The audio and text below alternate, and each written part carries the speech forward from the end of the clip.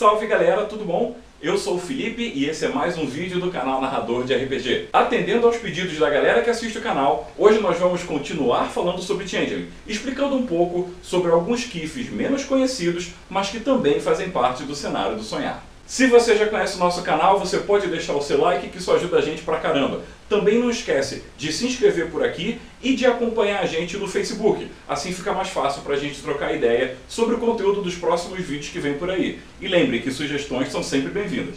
Originalmente, a nossa série sobre Changeling The Dreaming iria até o capítulo da semana passada. Entretanto, o pessoal gostou bastante. A gente teve um monte de mensagens, tanto no Facebook como aqui nos comentários do canal, falando que curtiu o cenário, queriam saber mais. Então, vamos continuar aprofundando em alguns elementos do cenário do sonhar, tanto para narrador desse jogo, como jogadores e simplesmente a galera que está curiosa para colocar os Changelings em suas crônicas. No vídeo de hoje a gente vai falar um pouco sobre Kifs que não apareceram na versão original do Changeling The Dreaming. São 4 Kifs que adicionam umas pequenas variações aos Kifs que já existem. Eles realmente são mais raros, mais incomuns e alguns até têm menos peso político dentro da sociedade dos Changelings, mas representam opções novas tanto para o narrador como para o jogador, trazem algumas diferenças para o jogo, então vamos falar deles aqui hoje. Os Kifs que nós vamos falar hoje aqui não apareceram na versão original de Changeling The Dreaming. Eles foram sendo apresentados em suplementos e aventuras que foram saindo depois. Na edição de 20 anos de Changeling, eles foram catalogados junto com os outros Kifs normais e explicado no seu texto que eles eram mais raros, menos comuns entre os Kithens originais que apareceram nos nossos vídeos anteriores. Na verdade, os Kifs desse vídeo são tão incomuns que mesmo alguns Changelings nunca ouviram falar deles. E isso passa uma mensagem legal para os jogadores e para os narradores, a de que nem os Changelings conhecem todos os segredos sobre eles mesmos. E já que estamos falando de mensagens, vamos começar por um Kif que tem tudo a ver com esse tema.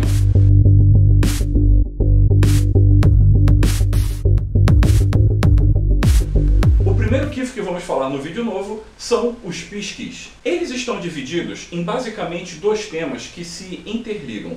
Por um lado, um Pisque tem como sua especialidade caminhar pelo mundo entregando mensagens, passando ideias à frente.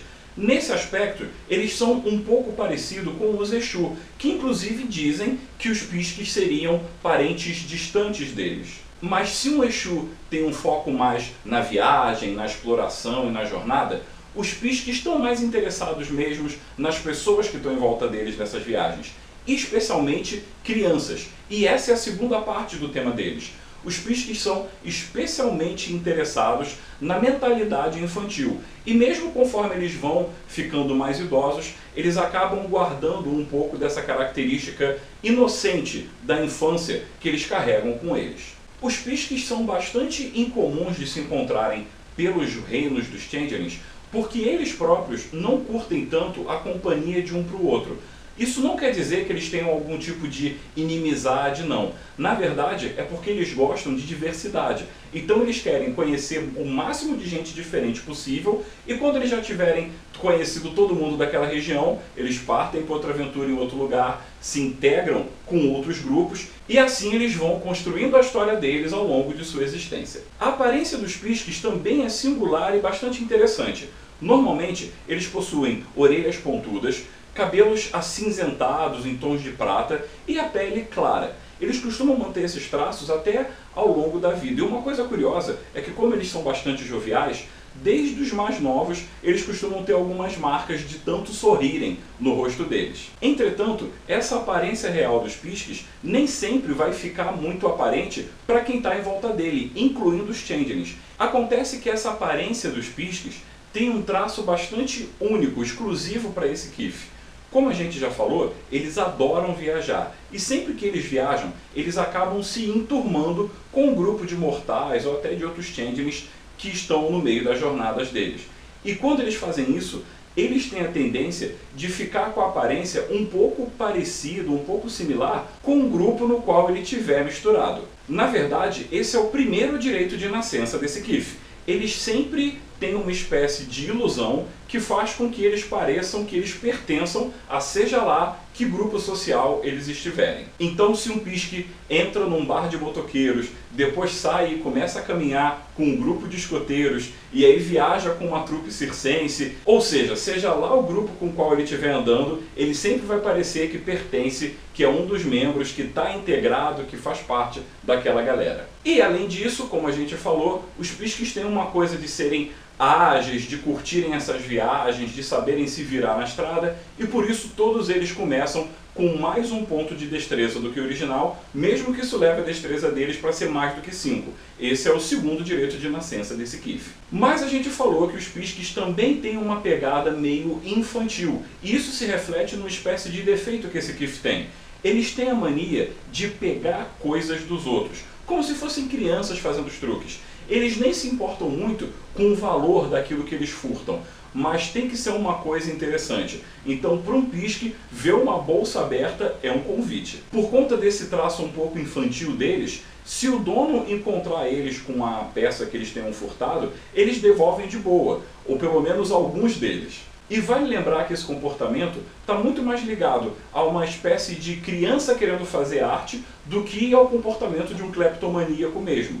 Na verdade, eles fazem isso de uma forma tão natural que às vezes eles mesmos esquecem. Então, se uma pessoa questiona, cara, o meu objeto está no seu bolso, às vezes eles próprios vão ter esquecido que pegaram e vão responder, putz, cara, não faço ideia de como isso parou ali. E eles realmente esquecem. Seja como for, misturando essas características inatas dos pisques, eles acabam se tornando espiões excelentes, mensageiros muito hábeis, e eles têm um especial respeito pela mente infantil, por crianças. Eles, na verdade, são capazes de passarem necessidades e deixarem de lado as obrigações deles se alguma criança se aproxima, faz amizade ou precisa de alguma coisa de um pisque. Seja como for, o pisque sempre está em casa, desde que ele esteja com uma galera da qual ele vai fazer parte e com o pé na estrada.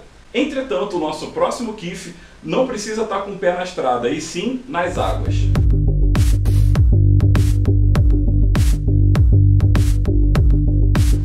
Não importa o quanto viajem ou o quanto se apaixonem, aquelas pessoas que têm um apreço pelos mares acabam sempre voltando para o mar. E esses sonhos de viagens pelo mar foi o que deu origem aos Selkies. Selkies são criaturas bem curiosas entre os Changelings, e eles quase se assemelham aos Changing Breeds, que são aqueles tipos de personagens do cenário de lobisomem que podem se transformar em animais. As características mais marcantes dos Selkies são que eles possuem algum item, normalmente uma jaqueta ou uma capa, algum tipo de tecido que é feito com pele de foca. Esse tecido realmente é mágico, ou quimérico, como é chamado no jogo. Se ele for ferido, se ele for danificado, isso pode gerar graves problemas para o Selkie, porque é a partir desse manto que eles conseguem se manterem Changelings, e é a partir desse manto que eles conseguem invocar os poderes deles. Não é à toa que esse casaco é feito com pele de foca. Os Selkies realmente possuem uma afinidade, quase que uma necessidade com o oceano, com os mares. Normalmente, Selkies vivem próximos das praias, nas orlas, e enquanto humanos costumam se misturar com surfistas, com guardas de praia e qualquer atividade que permita que eles estejam na orla, pertinho daquilo que eles chamam de casa, que são os mares. Na verdade, assim como as focas, os Selkies apreciam aquele espaço entre a terra e o oceano. Seria o elemento deles, é ali que um Selkie tem os seus poderes mais ampliados e até consegue recuperar um pouco do glamour perdido. Se eles se afastam durante muito tempo dos mares, das orlas, eles podem receber banalidade. Mas esse casaco dos Selkies também funciona para outros fatores. Na verdade, o mais surpreendente deles, se eles vestirem essa pele de foca, eles realmente podem se transformar em uma. Isso é diferente de um puka que se transforma num animal. O Selkie precisa do casaco, é o casaco que tem o poder, e esse casaco está intimamente ligado àquele Selkie. E uma outra característica curiosa é que quando eles estão muito velhos ou próximos da morte, eles passam esse casaco para algum parente deles ou para algum seguidor leal que passe então a absorver os poderes desse Selkie. Normalmente, quando um Selkie passa o casaco, ele ainda se lembra durante algum tempo da sua natureza fada, mas eventualmente toda essa natureza vai estar ligada no casaco, que será passado para o nosso próximo Selkie. Na verdade, o uso desse manto deles permite que eles se transformem ou numa foca ou num leão marinho. E esse é o primeiro direito de nascença de um Selkie. E é claro, junto com a transformação, tem todas as vantagens dessa criatura, que normalmente vão envolver nadar com muito mais agilidade e lidar de maneira melhor com qualquer problema quando eles estão na água. Esse direito de nascença se expande. Mesmo se eles estiverem na forma humana, eles têm menos dificuldade para qualquer teste de destreza se eles estiverem realizando a situação dentro d'água. Eles nunca podem ter falha crítica em testes de natação e eles conseguem prender a respiração deles por horas a fio. O manto dos Selkies também é bastante resistente, ele é inclusive resistente ao fogo e é preciso um teste de força com dificuldade 9 para poder rasgar esse casaco. Entretanto, esse casaco é a grande essência desse Kith. Se ele for danificado ou destruído, o Selkie deixa de existir. A parte fada morre e aquele Changeling passa a ser só um mortal muito confuso. Com todas essas ideias, os Selkies costumam ter um temperamento ondulante. Tem horas que eles se jogam e fazem muitas amizades, mas ao mesmo tempo também eles ficam reservados com extrema facilidade. Afinal, eles sempre têm medo de que alguém fique de olho ou que acabe perdendo os seus casacos, os seus mantos. E o nosso próximo Kith também tem uma facilidade boa para se misturar com pessoas. Só que isso nem sempre é vantagem para a galera que vai ter que aturar eles.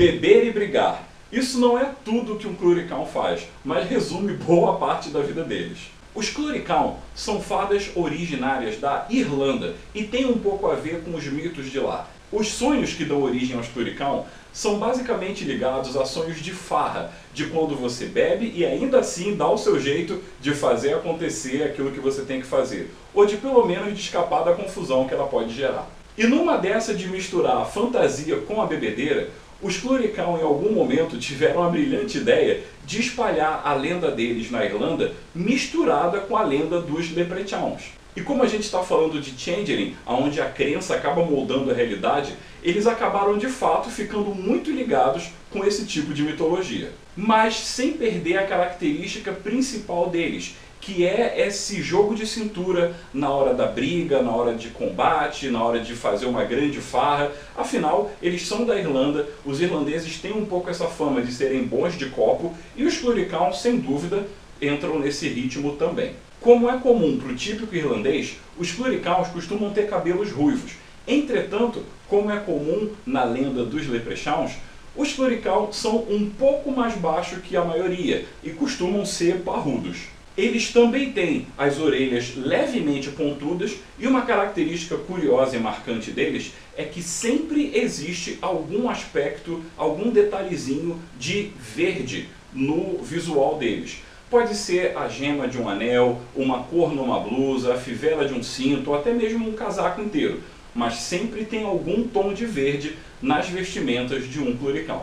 E existem outros aspectos também bacanas que indiretamente apontam para toda essa mistureba que eles fizeram com a lenda dos Leprechauns. Por exemplo, quando eles usam os seus cantrips, as suas magias de Changeling, é comum que no solo onde eles estão pisando nasçam alguns pequenos trevos de 4 folhas, que é o símbolo tradicional dos Leprechauns. E uma outra característica bacana de comportamento deles é que eles são sempre colecionadores. Todo Cluricaun define algum tipo de coisa que vai ser o tesouro deles. Eles vão sempre tentar colecionar vários modelos daquilo. Podem ser desde moedas até automóveis, vai depender da riqueza e da disposição de cada Cluricaun. Mas todos eles têm algum tipo de coleção a qual eles têm um tremendo apreço. E isso acaba fazendo um link com a ideia do pote de ouro que os Leprechauns deveriam guardar. Os Cluricaun também são extremamente protetores de suas coleções, não gostam que os outros nem toquem, não mexam e nunca vão perdoar se alguém tentar roubar alguns dos seus tesouros. Entretanto, os Cluricauns são maiores do que essas lendas do Leprechaun e não são nem um pouco fofinhos. Na verdade, eles têm uma tendência quase que alcoólatra. Sempre que existe álcool na parada, um Cluricaun precisa rolar força de vontade para não tomar mais um copo. E normalmente eles tomam sem muito reclamar. E como um bom bêbado irlandês, o Cluricaun é muito hábil para fazer acontecerem lutas, brigas de bar do nada. Na verdade, esse é o primeiro direito de nascença deles. Quando um Cluricaun está conversando com alguma outra pessoa, eles podem fazer alguns testes e se eles conseguirem, eles sabem exatamente o que falar para irritar a pessoa e normalmente isso vai resultar numa briga entre o Cluricaun e essa pessoa. Acontece que o Cluricaun é um bom beberrão e muitas vezes eles usam essas brigas para fazer amizades com os outros. No fim da briga, os dois se abraçam, cada um paga um copo de cerveja e tá tudo certo. Mas às vezes esse direito de nascença pode sair do controle, afinal a briga de duas pessoas pode se tornar uma guerra campal dentro de um pub irlandês. Com isso vem o segundo direito de nascença deles, que é o piscar de olhos. Se uma pessoa desvia a atenção de um Cluricaun quando olha de novo, ele sumiu. Na verdade, a vítima pode até estar segurando um Cluricaun, que se ela desviar a atenção e olhar para o lado, quando olhar de novo, o Cluricaun desapareceu. Na prática, isso funciona para que eles fujam para qualquer espaço que tenham próximo deles para tentar se esconder. E é muito difícil você prender um Cluricaun. Na prática, isso funciona para que eles entrem numa festa, bebam pra caramba, comecem uma porradaria que vai escalando e eles fogem antes do problema chegar até eles. Mas é claro que esse direito de nascença também vai aparecer em outras situações muito mais úteis durante o jogo. Conforme o jogador for interagindo com os NPCs, muito possivelmente ele vai acabar utilizando esses poderes que vão gerar conflitos e eles vão ter sempre como sair pela tangente sem gerar grandes confusões para eles próprios. Ou seja, misturando esse comportamento que envolve ao mesmo tempo uma caricatura da cultura irlandesa com um dos mitos irlandeses mais conhecidos, os Cluricaun acabam sendo tratados pelos outros Changeling com uma certa dificuldade, mas depois de alguns goles ou até de alguns socos, eles acabam fazendo grandes amizades. E junto de suas coleções, eles conseguem tentar acumular glamour para poder serem as criaturas de sonho que eles devem ser. Falando em criaturas de sonho, o nosso próximo Kif fala justamente das criaturas de sonho mais representativas entre os Changelings, mas que sofreram um pequeno problema.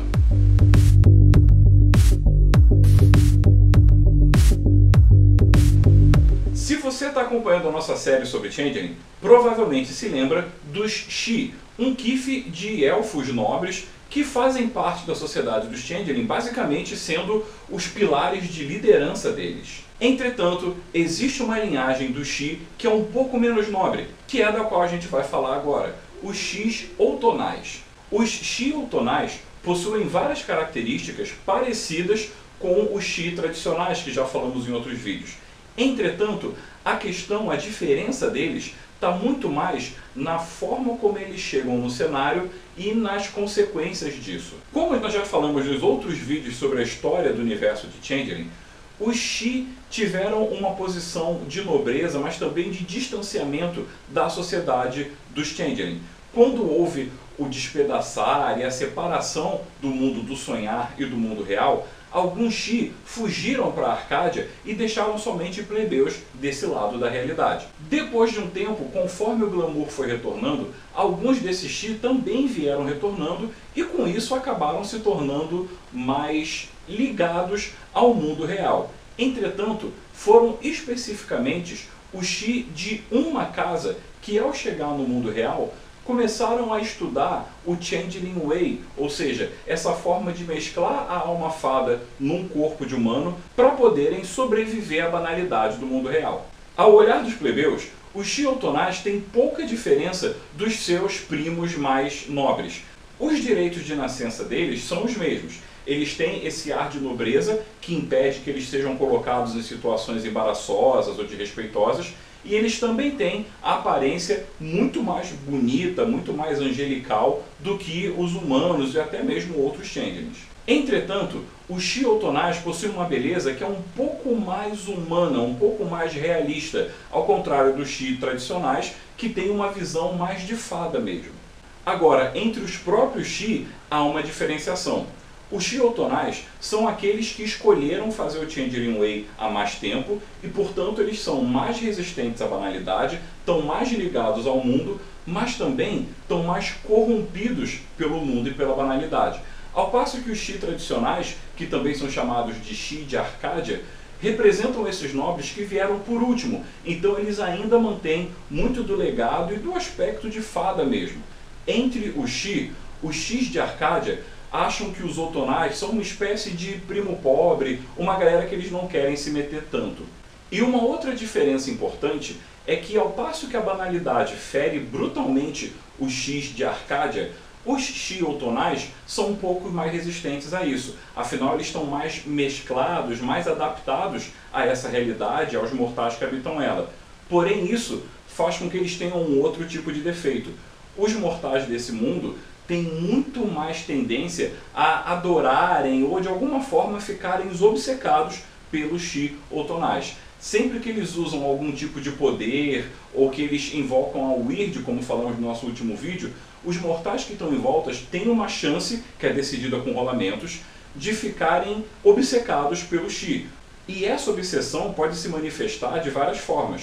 Pode ser, por exemplo, a insistência para prestar favores para esse Xi, ou até mesmo uma coisa um pouco mais psicótica, obsessiva, de querer controlar ou tomar aquele Xi para o mortal que ficou obcecado. Para finalizar, uma última diferença desse grupo de Xi é que eles são menos afetados por aquela melancolia, por aquele clima de saudade, de nostalgia, que é tão comum para os primos mais nobres deles. Ou seja, pelos aspectos gerais, o Xi Otonal e o Xi de Arcádia têm diferença muito pequena em termos de mecânica. Ela vai ser muito mais em termos de interpretação e na forma com a qual eles lidam com a realeza, com a nobreza. Afinal, o Xi Otonal está mais acostumado com a coisa pé no chão, ao passo que o Xi de Arcádia tem uma visão mais de que ele é o nobre e o resto do mundo tem que se curvar a ele. Mas o aspecto mais importante de citar esse Kif nesse vídeo é esse termo, outonal. Os Changelings, de fato, utilizam as estações e os nomes dela para definirem o papel deles no mundo. Esses nomes das estações servem para definir uma das coisas que talvez seja das mais importantes para todos os Changelings, a qual nenhum deles nunca vai estar imune, que é a questão das cortes. No momento de criação do personagem, cada Changeling vai ser meio que jurado a uma corte. E isso vai gerar um pouco das diretrizes para o personagem poder ser interpretado. O comportamento dele, as atitudes, as crenças e principalmente a forma com a qual ele lida com o glamour e com a fantasia. As cortes serão também o tema do nosso próximo vídeo. Já que o pessoal curtiu tanto a nossa série de Changeling, nada mais justo que entregar o que a galera está pedindo e falar no nosso próximo vídeo sobre esse aspecto bem importante da criação dos Changelings. Vamos então conhecer a Corte Cili, a Corte Ancili e a temida Corte das Sombras. Por isso, galera, espero que vocês tenham curtido esse vídeo extra de Changeling. Não perde o próximo. Diz aqui nos comentários o que você está achando desses GIFs e a gente se vê no nosso próximo vídeo. Abraço!